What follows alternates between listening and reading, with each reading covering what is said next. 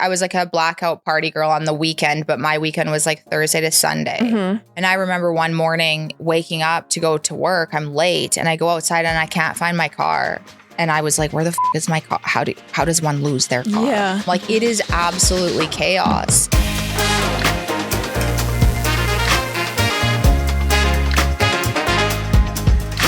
Welcome to Recovery.com, the podcast where we share authentic stories from influential voices about the joys of life in mental health and addiction recovery, and the journeys that led us here.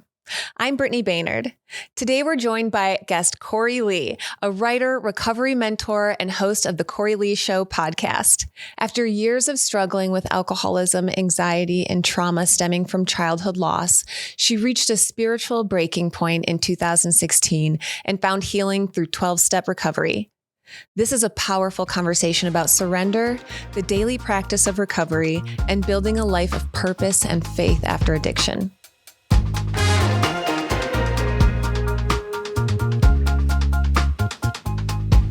Hi, everyone, and welcome to today's episode of Recovery.com. We're so happy you've joined us today. We are joined by Kori Lee. Thank you so much for joining us. Thank you so much for having me. Yes, absolutely. We're so excited to chat with you and hear your story. But before we get into your story, if people could get one thing out of hearing about your journey, what would that be? The flip side of recovery is so good. Yeah. Like, I remember before getting sober thinking that sobriety was going to be like the killjoy of all fun. Like lame. Like for losers. Mm-hmm. And the truth is that it's not just like a bit better. It's an entirely different existence. But I think the other thing for me that has been so paramount is that it gets worse before it gets better. Mm-hmm. Like anything in life, for me, I've really had to learn how to play the tape through and make my actions, base my actions on where I want to go versus where I am right now, and learn to ride out those uncomfortable waves of the becoming. Yeah. Because it doesn't happen instantly. And for addicts and alcoholics and like super type A people, I kind of want results now. Yeah. And that doesn't happen. Thing. Yeah. That is beautiful because it does get really hard before anything gets good because you got to face a lot of stuff. You got to look back and kind of square all that shit in the face. Yeah. Okay, so let's take it back there. Before substance use, there was a lot of trauma. There was a lot of stuff that happened. Before we dive into that, when I think about the stuff that I went through as a kid, I like to think about things that made me really happy at that time first. And I want to get like a fun idea of you as a kid. So I want to hear something that you remember that like you absolutely loved as like a kid and something that made you feel really special about yourself. I have never, ever been asked this or thought of that. Really? I've only ever really dove into the trauma side of it. But because a large piece of the trauma side was my dad dying, Mm-hmm. I do remember, and my daughter just turned 6 and I was 6. So it's kind of this weird. As a parent, stuff starts coming up as your kids hit those age. And it's you're just wild. like, it's a new form of therapy. It's wild. So, but I remember those days, like I loved camping. I was a daddy's girl. He was a carpenter. I remember helping him in that arena. Mm-hmm. There's photo albums of us horseback riding and making snowmen together, like just always the two of us. So I think there was a huge part of my childhood memories. I really loved my dad a lot. And that's kind of where a lot of that trauma starts when you had lost your father. And you said you were 6 years old when you lost him? Yeah. What was the situation behind his passing? So he died on summer holidays of a brain aneurysm. So he was fine. And we went to Vancouver Island camping. We were a big camping family. I have a very vivid memory of we were at somewhere. We came home in the red truck. He had a red truck and he put us to bed and he used to always say, "Good night, sweet dreams. God bless. I love you." And then in the morning when I woke up, my aunt and uncle were there from Calgary and they were not on holidays with us. And there was this hole in the window. Like, it just, as a 6-year-old, that stood out to me. And apparently what had happened was he fainted at the kitchen table, the RV kitchen table, and had a brain aneurysm. And in the night, the ambulance and police officers and I don't know, all the fire trucks, they come with everybody, had come. And somehow by the grace of God, it didn't wake me and my siblings up. And he was taken that day and then he never came home.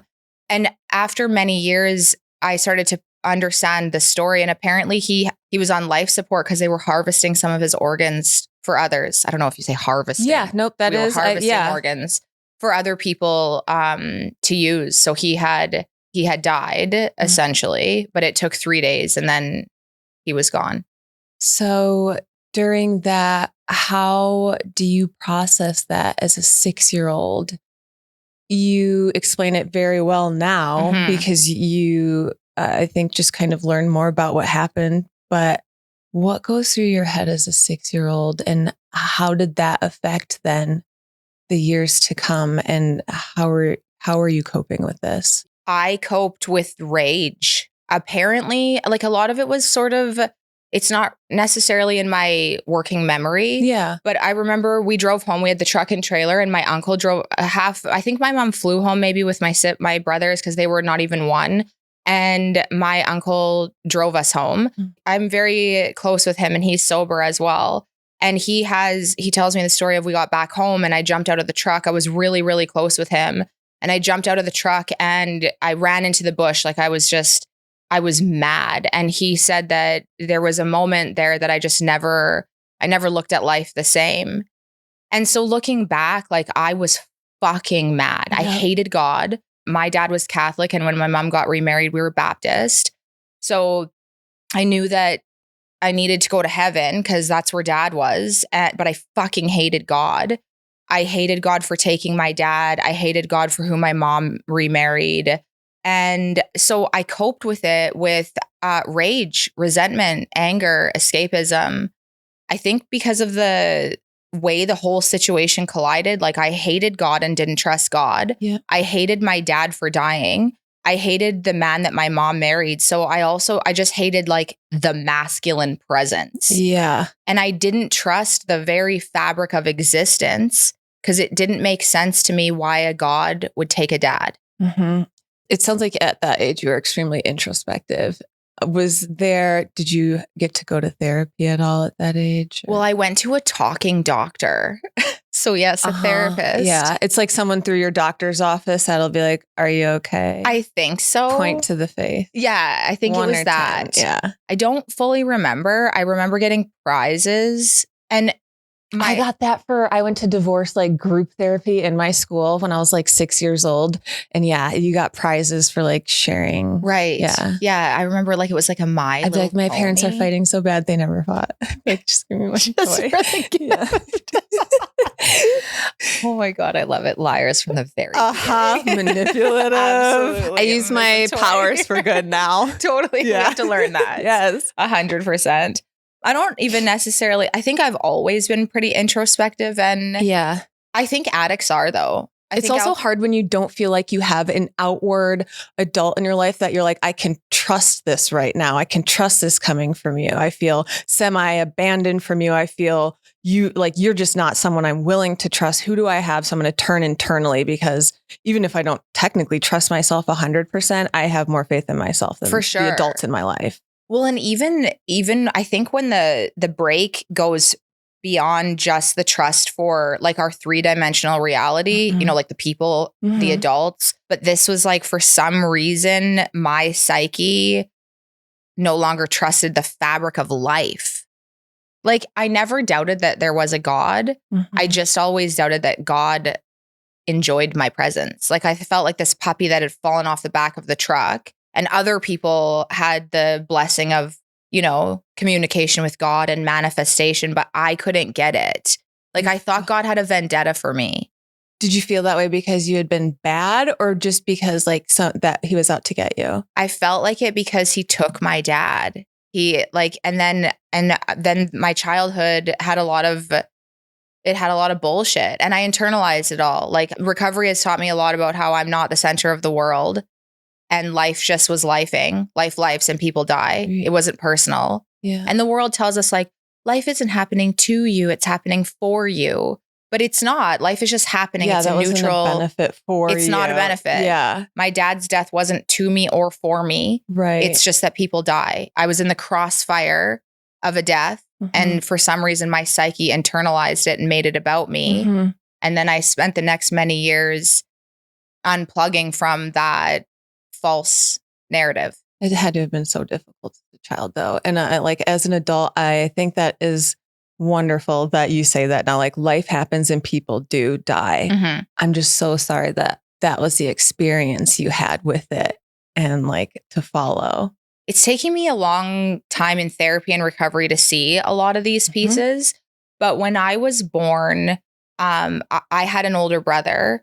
And he also died of, he had a heart situation and he died in open heart surgery, but he died in December and I would have been 1 in February. Oh, wow. So like from the very, very beginning, there was just a lot of trauma and death. Wow. Okay. So I don't have like pain around that because I was so little. Yeah. But I look back even now as a mom and how anxious I can be as a mom. Right. And I can see like, oh, the nervous system was a little bit more hardwired for death.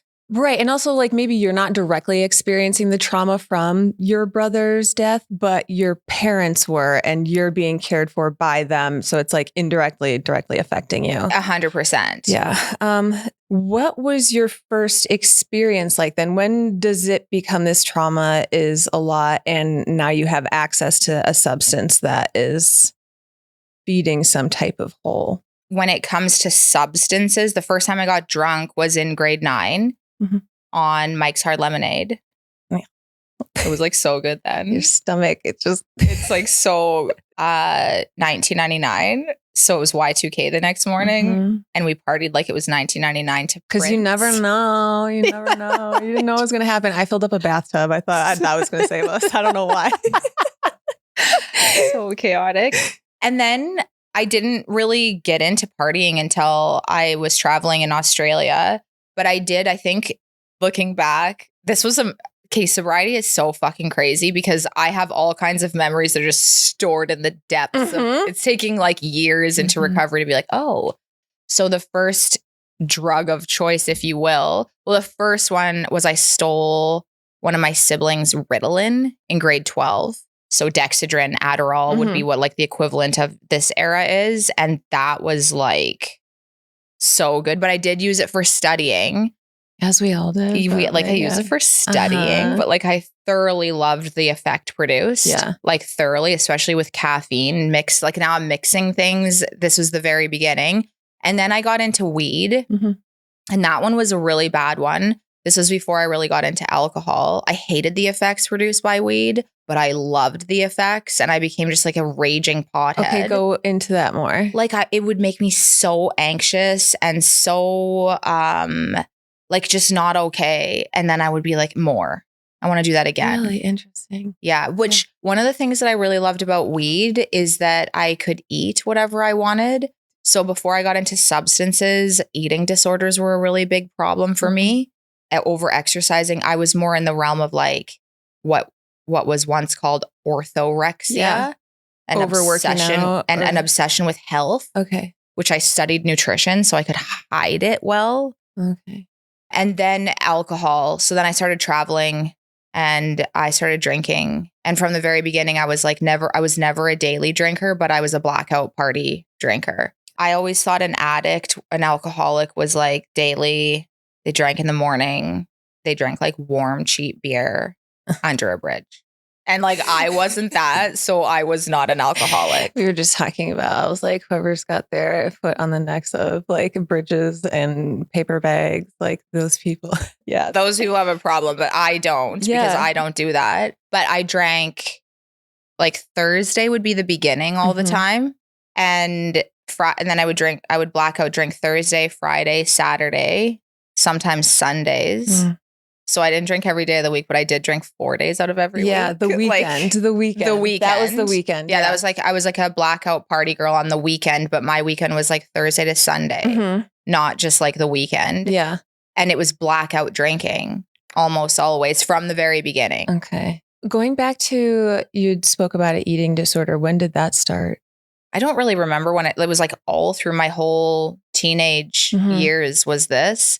I think it peaked more in my late teenage years and early 20s. I remember even before knowing what suicide was, I remember like praying for God to kill me or aliens to take me.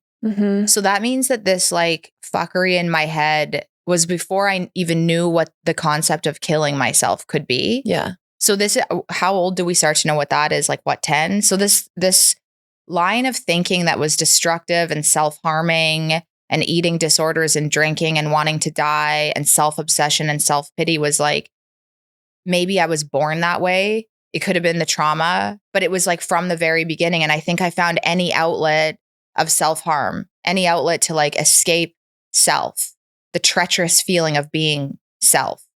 What was so hard about sitting with yourself? I don't know. I hated. I had so much self-hatred. A lot of the stuff you're saying right now, I relate to. It's like, but before you know about the things in life, you have that. I remember at a really young age, just thinking like, I don't want to be here anymore. I don't want to be here anymore. I didn't know what suicide was, but now when I have gone back to those dark places, I say it the same way. Yes. I don't want to be here anymore. Yes. I don't want to be here anymore. And I think maybe that's why other people struggle with, I don't know what you mean, when I'm like, yeah. Right. Were other people in your life noticing these things, or are you really good at hiding all of that? No one can tell with me. Okay. So even in the depths of my alcoholism, people now say, oh, we knew it, you had a problem, but they were still people that were drinking with me. Yeah. So no, and I was like running marathons and doing Tough Mudders and Spartans, and I wrote a book and I was building a business. So if they say you've got a problem, they must have a huge problem. Yeah. So that's probably why a lot of people don't like, I mean, yes, she drinks, but like she's thriving. So what am I going to say to her? Yeah. And I think it's the way that I carry.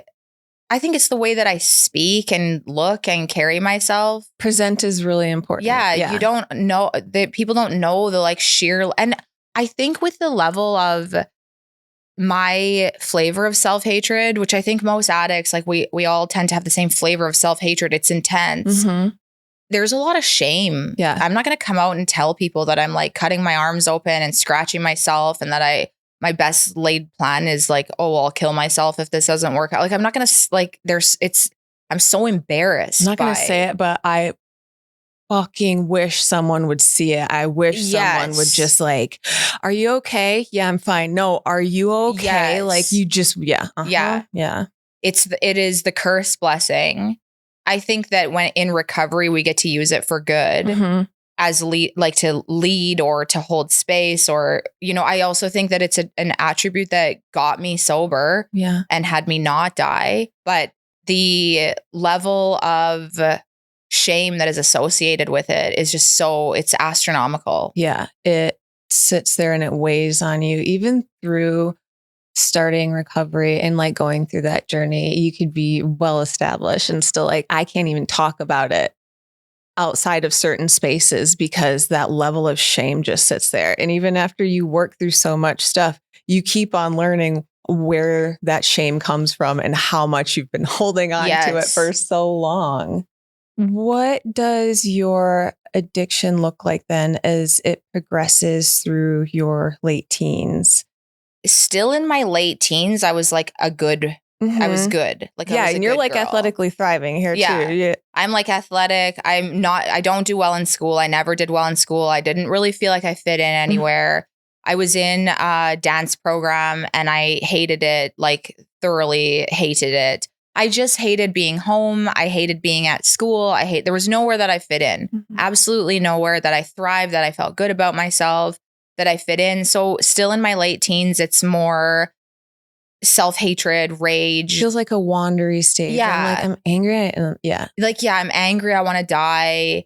I'm starting to have, like, in my late teens and in high school, I'm starting to have a lot more weird thoughts about wanting to die. And do these like come off as red flags to you when you're like in the moment? they were just like always there. So I just thought I was just a fucked up person. Yeah. When you're like living it since you can remember, it's like, I don't know what it feels like not to feel this way. Yes. So no, I'm not like scared by the thoughts I'm having. Yeah. No, like now with the perspective I have now, because now I have a level of thinking and wellness in my mind that I didn't even know was a thing. I had no idea. But then it was just like, I don't know, there was something is obvious.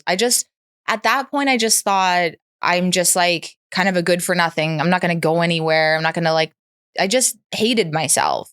And the drinking and chaos, that didn't really pick up until I was 26. And it was 26 to 33 where shit really hit the fan in that realm. I think the late teens was still the buildup. Yeah. We're building up to a decade-long slide into rock bottom. All right, let's hear about this shit hitting the fan. Okay, so I went to Australia and I lived there and like a working holiday visa, and it was so fun. I worked on these sailing boats and I met a man and I loved him so much. And I remember when I met him, he was like living in a van and he had a surfboard. He was like totally this free spirit. It's so sexy.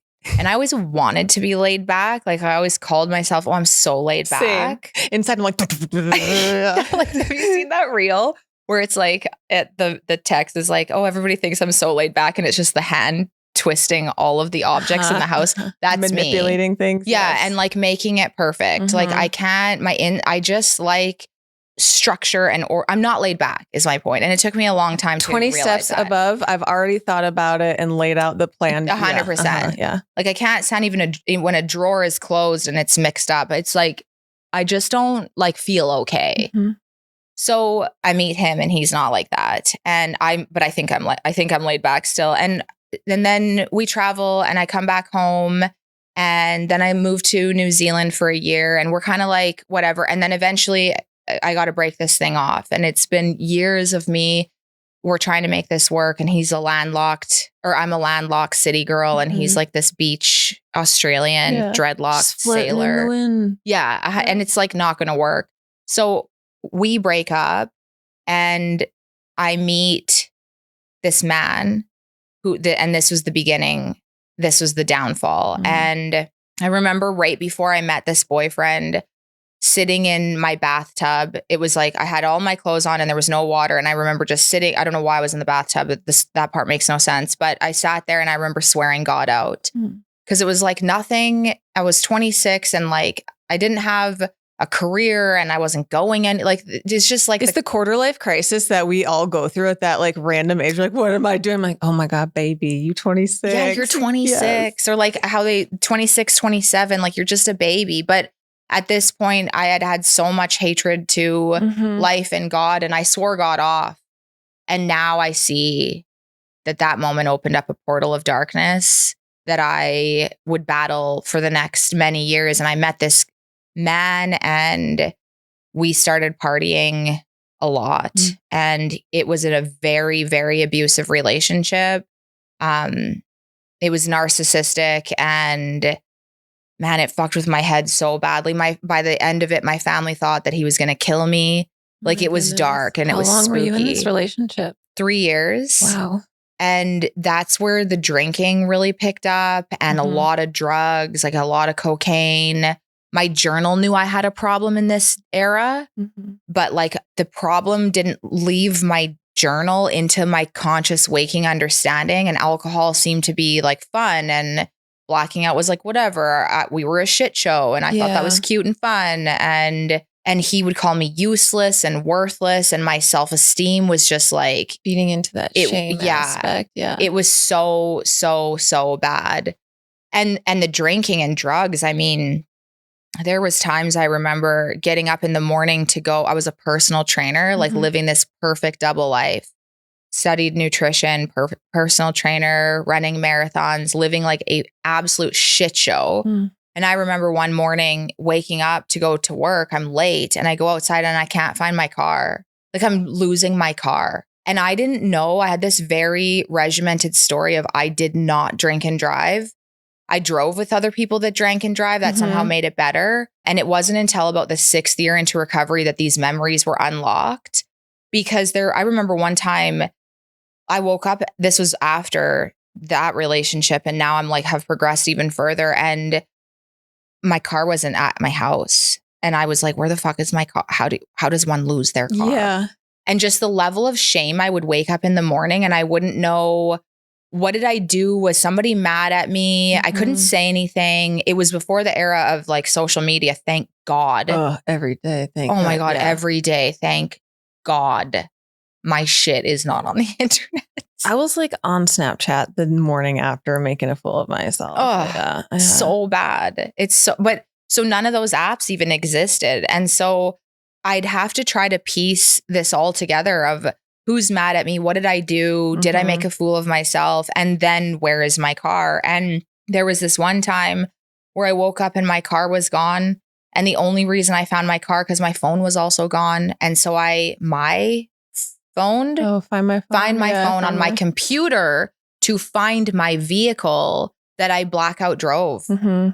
And I have a lot of those memories that are coming up later in recovery where it was just absolutely out of control. But I think because there was so much shame that I would file it away. And even I would forget that it was even like so much denial. Like, there's enough other shame to sit here and dread on. We'll wait for this one for later. Totally. Yeah. Oh, my goodness. In those moments, were you thinking like this is a problem, or you're just like, oh, that happened? Like, that secondary. Like it was not. It was. We're home safe, so it's fine. Yeah, we're home, and it kind of like I don't even think it registered. I think I was living in that much denial, which I've come to understand that the denial didn't even know I was lying to myself. It wasn't denial like this is bad, I won't look at it. It was denial as in I don't think that there was something. Denial was a part of the symptomatology of my alcoholism. I can't see fact from fiction. I can't see truth from false. I can't see that this is problematic, which obviously now I can see it's like, I hit rock bottom and I learn, oh, your life is unmanageable. And I'm like, my life is not unmanageable. I just can't like drink Kim Crawford. I'm just not doing it right now. Right. But I can fix it. Yes, I can fix it. It's just like, it's the tequila. Yeah. It's non-organic wine. Yeah. It's vodka. It was the wheat in that beer.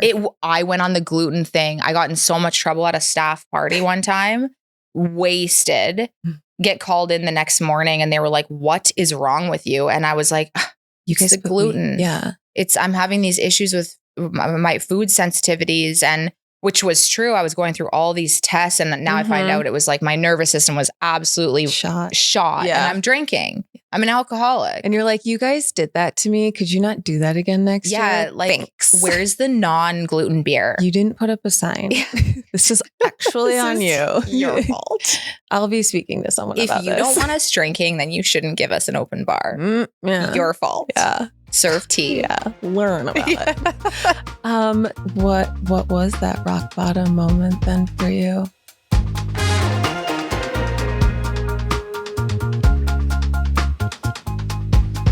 This podcast is brought to you by Recovery.com.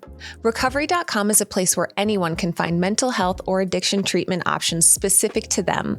You can filter by location, price, insurance coverage, therapy type, mental health condition, levels of care, and so much more.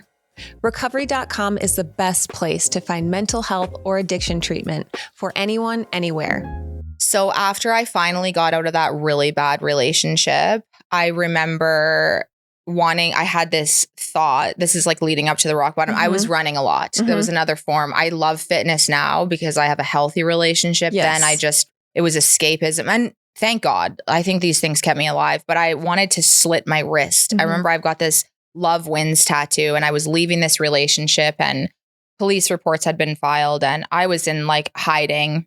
And my friend at the time was like, you need therapy. Like something is wrong with you. And so I prayed to a God that I didn't believe in. And the next day trusted a phone number I was given and found my therapist. And I still have the same therapist to this day. He's so amazing. Oh, I love that you got one on the first try there. That was a God shot. Yeah. I think God was probably watching me like, this bitch is like, we're just gonna send her the good one on the first try. Yeah, she does not have a second chance here. But that was like 6 years before I even got sober. So we're talking like now I'm doing therapy and doing work on my dad's death, my relationship with my mother, like all this stuff. Right. Well, I leave him and then it takes many years of him messaging me and me ignoring and sleeping with one eye open. And I'm like so scared, but I meet another man and I marry him. He had a lot of darkness, but he was like I loved him so much. But at the end of that relationship, I was with him for 3 years, married only for 1.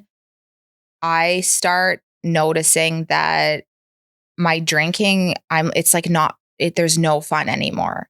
And the darkness is coming back, like this satanic level of darkness that I seem to have got it under control in therapy, and it's coming back. And it manifests as, for me, it's like I've got plaguing anxiety. I'm depressed. I'm self-harming. I'm scratched. Like my arms are covered in scars. It's the only way I can fall asleep. I have insomnia that lasts months at a time.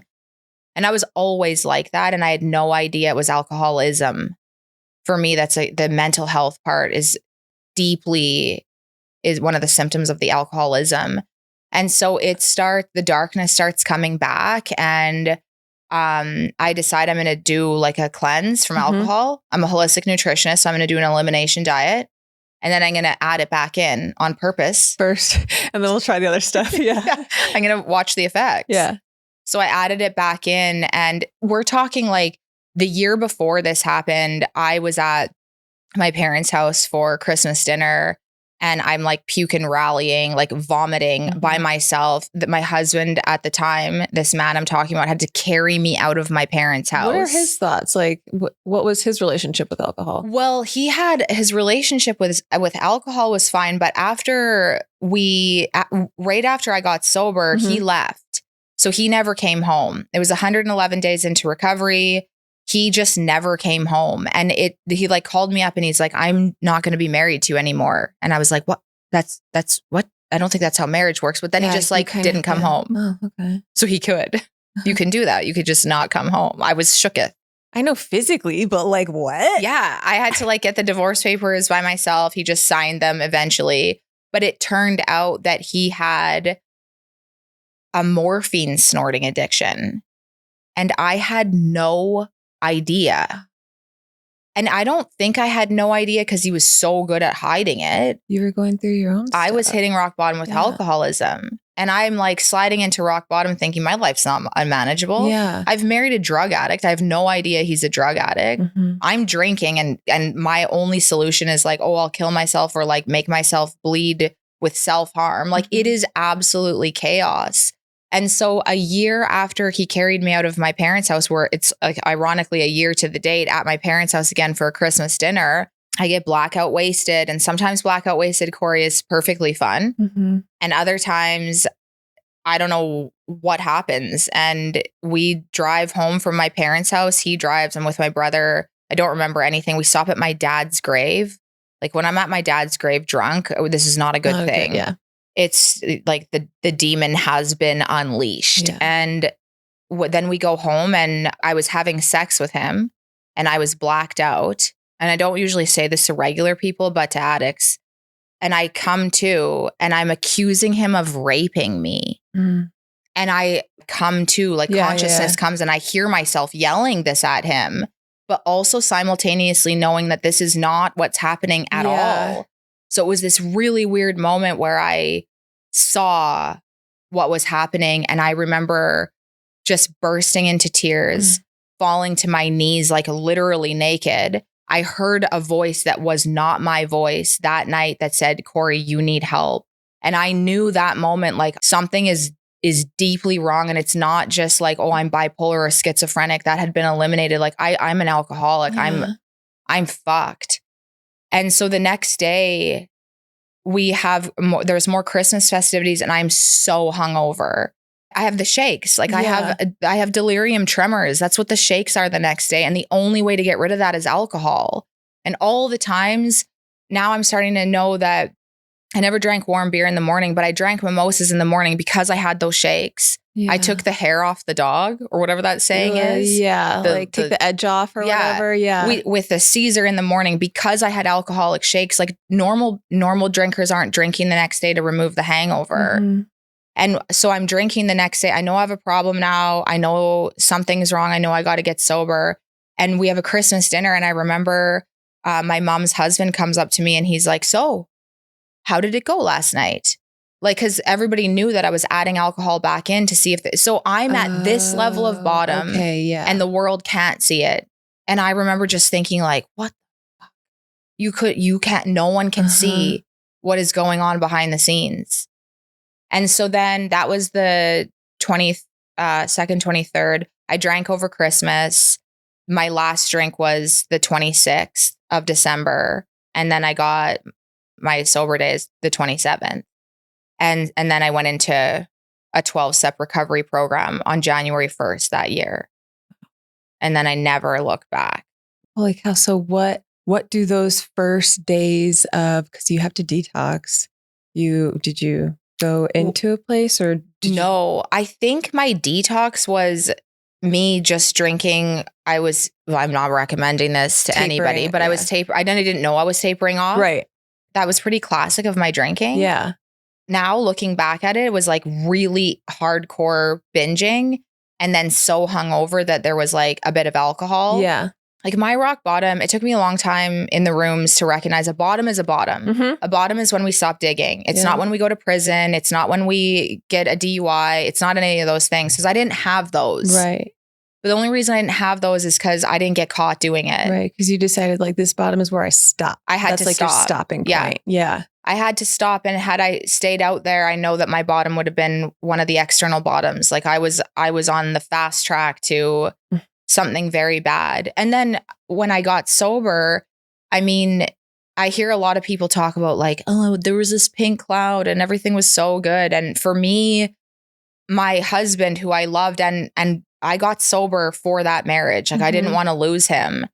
I think God used him for that reason. And he left. And my whole world, it was just like, I feel like what happened was I get sober, he leaves, and all of a sudden, all the grief I never faced. I'm facing now the grief of my dad dying 33 years prior and all of it, but I'm stone cold sober. And now I'm facing feelings I've never fully faced before. And for some reason, by the grace of God, I didn't want to reach for a substance or a drink. I'm like, how I don't know. In that moment? I don't know. That's just God. Like, I don't know. There was people in my family that said, had you decided to drink at that time, we would have understood. It would have made sense. And I look back and I'm like, I don't know how I didn't do it. I don't know how I stayed. I just, one day at a time, one treacherous minute at a time, I just knew that, I mean, when I got into the rooms of recovery, I remember saying, this is it. Yeah. I'm going to give myself a year. If this doesn't work, I'm killing myself. Yeah. Suicide was like, that was going to be it. So what did that first year look like then? It was horrible. Oh. It was like, I didn't know how I couldn't pay my own rent. Like I couldn't, but God was providing as God does. I didn't call it God in those days at all. And I was just hitting meetings and working my steps and taking life at one tiny day at a time. And it was hell. Yeah. Like it was hell on earth. It was horrible. What support did you have around you at this time after your husband had left? So I still had my family and I wasn't estranged from my family at that time. And I had the rooms of recovery, 12-step rooms of recovery, which I went every day. And I had my therapist and my uncle. Mm-hmm. My uncle was a huge support. I did my first round of steps with him. So lots of support still. Yeah. Can you talk about your experience going through the 12 steps? Or just like, how that made you feel? What items that you've like really picked up and really stick with you? I'm obsessed with the 12 steps. I've taken lots of people through the 12 steps, including non-addicts, and it works for non-addicts too, which is really cool. The 12 steps have taught me the next indicated step is sufficient. One step at a time. When I'm on step one, whether it's literally in the steps or in life, when I'm on my right foot, the next step is always the left foot. It's right foot, left foot. It's 1, then 2, then 3. If I'm on 3, I'm not going to do 5. I'm not going to do 9. It's like this. God lives when we're like, well, what is God's will for me right here and right now? And if I can do one step at a time, one day at a time well, then the next day just has this miraculous way of taking care of itself. But I used to not be able to live life on life's terms because paying for parking didn't seem spiritual. Right. You know, like paying for my taxes didn't seem like it was God's will. And I wanted the heavens to open and God's grand scroll to fall from the sky and to tell Everything me what's be my perfect. purpose. Yeah. And Yeah. yes. Just tell me my purpose. And I've come to understand that God is way more subtle than that. God lives in like, pay your taxes, make the meal, make the bed, put gas in your car, like do Monday on Monday and Tuesday on Tuesday and do Wednesday well. And when I do this and I don't pick up a drink, the solution seems to reveal itself as life reveals itself. If I had heard this before I got into recovery, I'd be like, you're an idiot. Loser. I'd rather be at the bar. But it is like the 12 steps have taught me that there's like this portal into a quantum way of living. Like we talk about manifestation and all this shit. This is it. The 12 steps is it. It gives me a working, conscious connection with the God of my understanding and a way of how to live life sober, but then solutions also show up. Yes. I really appreciate the way you say that, a God of your understanding, because it's, I feel like especially when you're just going through journeys of your life, maybe you don't understand it the same way through that journey, and that's fine. I appreciate that it hasn't been a conversation to who I think it has been the same.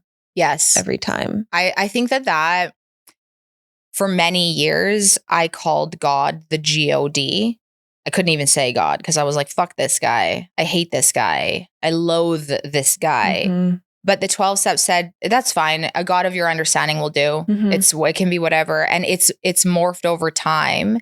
And it, like you said, it doesn't have to, we don't all have to have the same God. There's not one path. Right. And don't let that stop you from just hearing everything. Yes. Well, and that's the thing about the 12 steps is I don't really have to like believe in God. I just have to do I just do the action in front of me.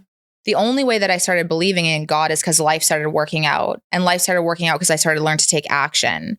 I learned to become, feelings are not facts. I need to suit up and show up. I need to do the damn thing, become a woman who doesn't negotiate with myself. Queen. Yes, queen. Right? Get it. And when I live in the 3-dimensional world, according to the rules of this world, then life starts to, work out. And as it works out, then I start to like, develop faith. And then as I develop faith, I can start to like pray on this faith. Yes. Like pray to this and pray on it, I suppose. I can start to leverage it and utilize it.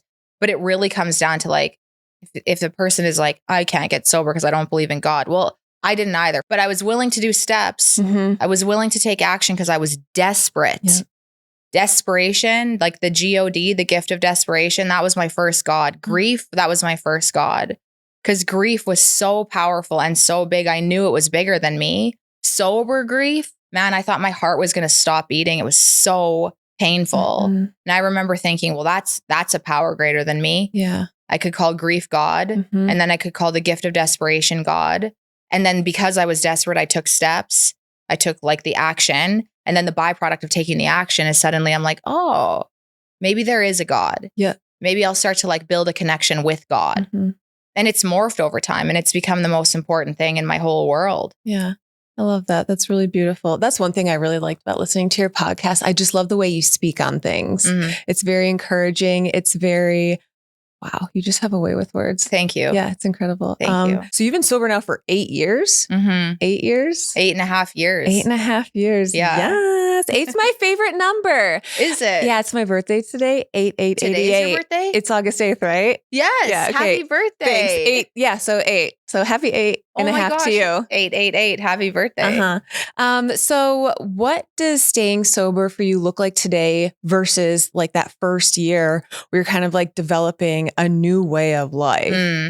It looks exactly the same. Yeah. So I have come to understand that I don't know, because I've become a bit of a baker, like sourdough and stuff, but I don't actually know what parts of, I don't know what parts of the recipe. I'm not technical enough to understand. Is it like the baking soda or is it the salt or the temperature of the air? I don't know what part of the recipe makes it work. And so I do all the recipe, and it's the same in recovery. Yeah. So for me, I do what I did to get sober. And my philosophy in recovery is like, I got to double down when things are really bad. And I got to double down when things are really good, which means I'm always doubled down. So I'm always doing meetings. I'm always working my steps. I'm always hitting the gym. I'm always not negotiating with myself. Like it's just a standard of the way I live now. Yeah. Because I can't lose this. I love that. What are some of the boundaries you now set for yourself and for other people in your life? Like for drinking. Yeah. Or just in general, just like things like I definitely would not have thought or had that self-love to set that boundary for myself prior to being sober. Mm-hmm. Have become the queen of boundaries. I feel like I don't keep alcohol in my house. If somebody comes over, like it's a party or whatever, I don't care. I can be around alcohol. Yeah. I can go to raves and be around whatever, but I don't keep it in my house because a drink is one arm away and I can't get cocky about my sobriety. Shit could hit the fan and I could be in a weird state. And I want the removal where it's at the liquor store. You got to have more planning, to fuck it up. So I don't have alcohol in my house. I don't hang out with alcoholics. I have a really intense boundary when it comes to working with people in recovery. If you're drunk, I'm not the person to call. I won't talk to you in drunkenness, but hungover, I'll swoop in when you're hungover and desperate. You're going to remember the conversation. I really tend to gravitate towards people in the solution, like who are seeking God, seeking the solution, seeking sobriety, seeking wellness, seeking fitness, seeking career paths, like the people that ready to take that action instead of like the looping part is so hard because you can sit there and like, why is this? Why is this? You haven't closed the loop on this. So you're not ready to move to like what's next for you. 100%. Yeah. And so that goes to another part too. So you are now like coaching and helping other people. How do you maintain your peace while doing that? Because at any level of being welcomed into people's lives that includes trauma, alcoholism, mental health issues, that is a part of you, then that is also opening up. So how do you protect yourself? So interestingly enough, I was doing this line of work before I even got sober. Really? Yeah. So I did my life coaching certification when I was 24. And the reason I did it was because I did nutrition first. And people have always loved to open up to me. They just love, I don't know what it is about me, but I'm a safe place and people will tell me all their whole everything. And before I did my life coaching certification, I didn't know how to separate me from them. You're an empath, so like you absorb it. Their fight is your fight. And you're like, what are we doing? 100%. Yeah. So, and that was 24 and I'm 41. So like age helps and experience helps. And now, and the life coach, like learning how to life coach was also helpful. I think I'm pretty good at separating myself now because I love a rock bottom. I don't feel the need to rescue somebody from it. I don't enmesh in it. For me, rock bottom catapulted me into the life I have. Yeah. So I trust other people to move through their journey. I know how to like ask the right questions to keep them moving in their journey, but I don't need to take it on. I think that's most encouraging for them then. Right? Because they're like, empowering. Oh, it's so empowering. I'm like, I trust your path. Yep. Oh, this dark thing being happened? Trusted when I probably haven't been trusted by a lot of people recently. Totally. Yeah. Yeah. So we're past like that first year and now we are like well into recovery. So what is that sense of self like? It's nothing like what it was before. Like I can't even say, oh, it improved because it didn't improve. That would suggest that it went on the same path that it was. Transformed. The Kori I am now is like not who I was at all. So I feel like the obsession to drink is not there. My suicide solution, that's not my solution now. I feel like I am connected to a sense of purpose. I don't panic. I'm not like struggling with depression and darkness and anxiety. I feel hopeful and excited. I love living. I enjoy building my business. Like I feel like my life has meaning. Yes. I can look in the mirror. I can go to the gym because I like lifting weights, not because I need to attain something. I feel like I feel serenity. Yeah. And serenity is defined by an untroubled mind. Like my sense of self is no longer haunted by myself. I just feel like it could make me cry. I just feel like peace. I'm so happy to hear you say that, especially like harboring and holding in so much pain to be able to say on the other side of that, like I felt these things that I never felt.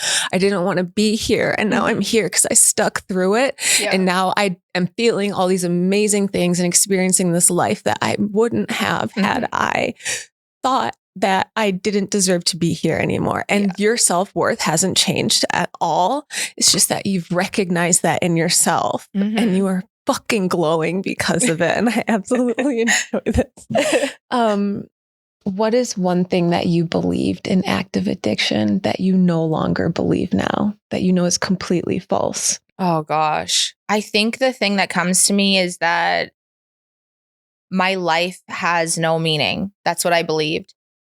And I think this is, I honestly, this one could make me cry too, because I believe that alcoholics and addicts are the chosen ones. I really do. I think that we have this strange disposition for seeking we're seeking peace, like we're seeking God. And when we get sober, like the richest, most successful, most grounded, most of service people I know are in recovery.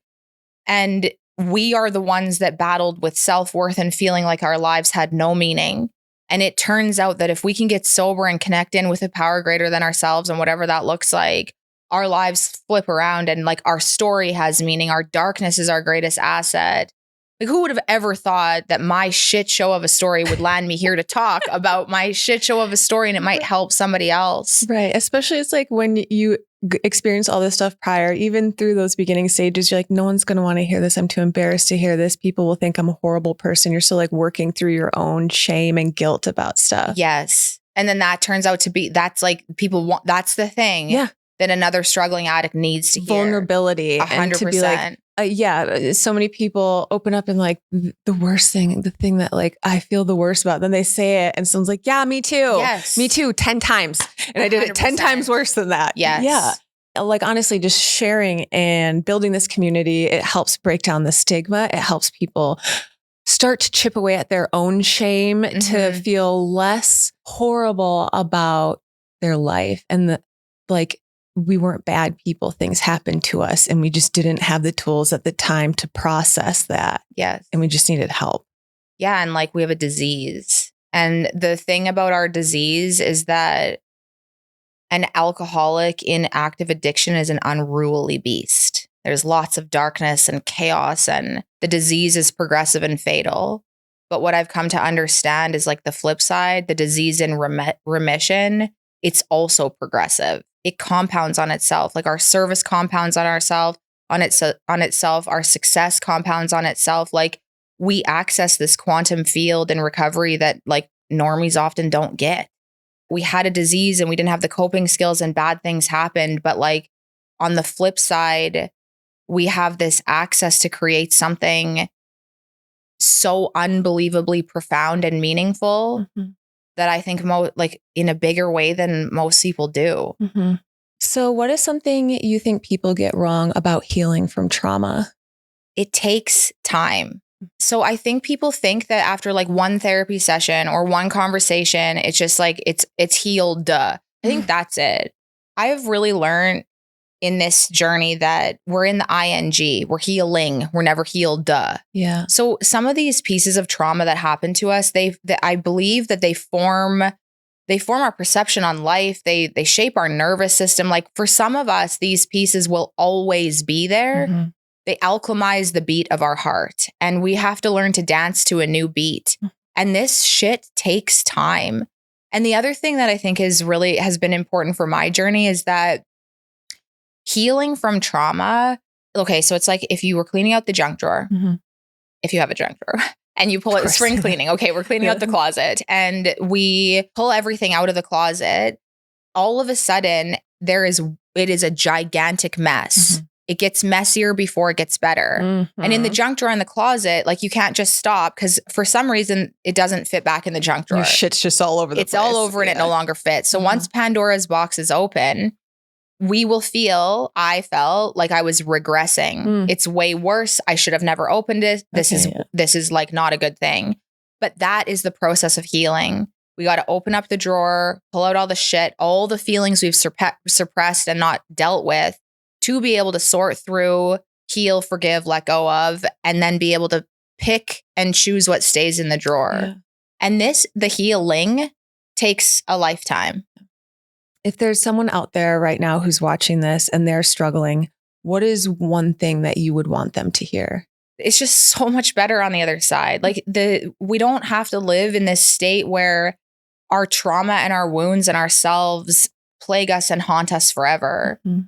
Like there is actually healing. And it's not just like, oh, I healed and now I have to carry the baggage and live like a boring life. No, it's not the same life. It's not just a healed life that's like the same trajectory. It's like anything that you could possibly fathom, anything you don't even fathom. If I was given a dream board or a vision board at the beginning of my recovery, I would have fallen so far short. It's crazy. I love that. Yeah. God and sobriety have given me a life. Like I have a daughter who's never seen me drink, a successful business. I have peace in my soul. I'm healthy. I'm happy. My life is of meaning. I get to do stuff like this. Yes. It's nuts. Yeah. And you're of service of other people too. Yes. Yes. Which is like the most rewarding thing I think that anybody gets out of sharing their story, helping another person, just being an ear to listen to, acknowledging when someone else is in pain. It's like I sit there and I feel uncomfortable in my own skin. I don't want to be here. The second that happens, it's all worth something. Yeah, our darkness becomes our literal greatest asset. And to be able to hold that for another alcoholic or addict, like we have crazy ass stories. But when we share our stories in whatever capacity, whether it's on a podcast or like in a conversation, when we share it, it gives permission for somebody else to be fucked up. And as soon as that shame is seen, it begins to dissipate. And like we heal, we get sober and we heal together. Like we need each other to do this. And I hope people that are watching this understand that too. We are here to build a community, break down that stigma, help people understand one story at a time that we can all be here for each other in our darkest moments. We can celebrate each other in our brightest moments. It's a long journey and the rewards don't come that first day, the second day, the third day, but you will keep getting rewarded through that hard work. Yeah. And the rewards compound. It's not linear recovery's not linear. Like it's really good. Because life's still going to happen. Yeah. The pain is going to happen and the good things, they compound on themselves in like, it's miraculous. Yeah. And tell everyone where your socials are, where they can find you. What are your handles, podcast? Okay, well, you can find me on Instagram at Kori Leigh, and my podcast is The Cory Lee Show. Thank you so much for coming in and sharing your story. I honestly can't thank you enough. You've been such an amazing person to chat with and get to know, and I can't wait to see what is in store for you. Thank you so much for having me and happy birthday. Thank you. And I hope you all have a wonderful rest of your day. Thank you so much for joining us. And we'll see you soon.